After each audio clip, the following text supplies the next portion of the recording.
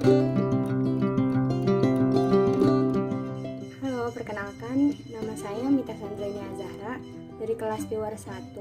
NIM saya 2203271. Saya dari kelompok praktikum 1A. Saya di sini akan menjelaskan apa itu komunikasi antar budaya. Jadi saya di sini baca aja ya. Saya di sini akan menjelaskan apa itu budaya secara definisinya, contoh-contohnya, sama cara kita menanggapinya.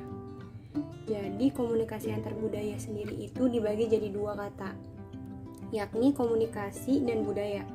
Komunikasi antar budaya adalah komunikasi yang terjadi di antara orang-orang yang memiliki kebudayaan yang berbeda, seperti berbeda ras, etnik, sosial sama ekonomi, atau gabungan dari semua perbedaan ini.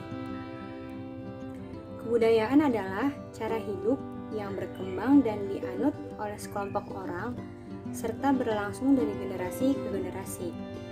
Menurut para ahli, contohnya menurut para Hamid Maulana menyebutkan komunikasi antar budaya sebagai human flow across national boundaries. Misalnya, dalam keterlibatan suatu konferensi internasional di mana bangsa-bangsa dari berbagai negara berkumpul dan berkomunikasi satu sama lain. Terus ada juga menurut Fred E.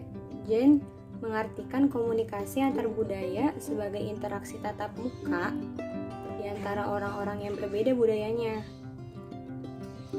Setelah itu menurut Go Ming Chen dan William J. Sartosa mengatakan bahwa komunikasi antar budaya adalah proses negosiasi atau pertukaran sistem simbolik yang membimbing perilaku manusia dan membatasi mereka dalam menjalankan fungsinya sebagai kelompok.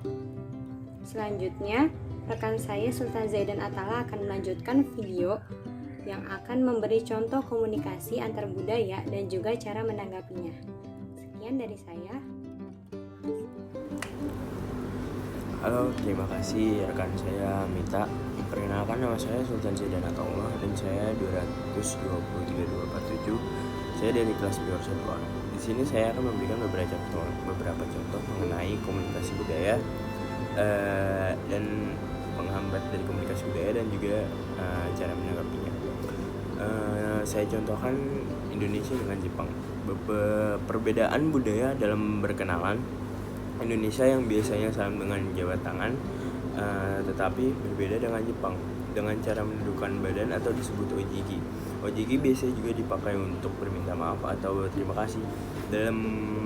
Lalu perbedaan yang lainnya dalam budaya Jepang sampai saat ini, Jepang masih sering menggunakan surat untuk kegiatan formal. Berbeda dengan Indonesia yang sudah lebih memanfaatkan media sosial.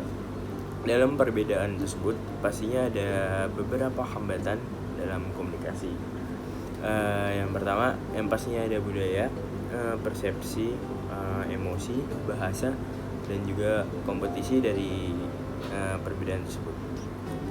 Berikut saya akan menjelaskan selanjutnya bagaimana cara menanggapi perbedaan budaya tersebut.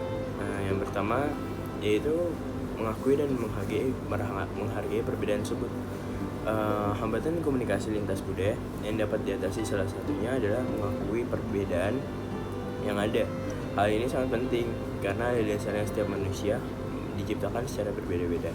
Tidak ada seorang pun yang menolak kapan dan di mana mereka dilahirkan. Perbedaan semacam hendaknya dijadikan sebagai alasan untuk terus membina hubungan baik dan bukan menjadikannya sebagai alasan untuk menghakimi orang lain. Lalu cara mengatasi hambatan komunikasi yang lainnya itu adalah dengan cara memperbaiki dan meningkatkan kompetensi lintas budaya. Kompetensi lintas budaya sendiri diartikan sebagai kemampuan untuk beradaptasi atau berpartisipasi dalam serangkaian komunikasi. Kemampuan ini dapat berupa pengetahuan, keterampilan, dan sikap.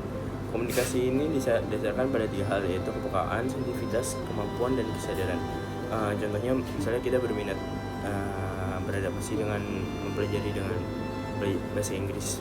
Artinya kita dalam bisa berkompeten untuk beradaptasi dalam komunikasi budaya tersebut. Yang pastinya kita harus menghindari asumsi dan penilaian orang lain, lalu kita dapat peka dengan budaya orang lain. Sekian dari saya, terima kasih. Wassalamualaikum warahmatullahi wabarakatuh.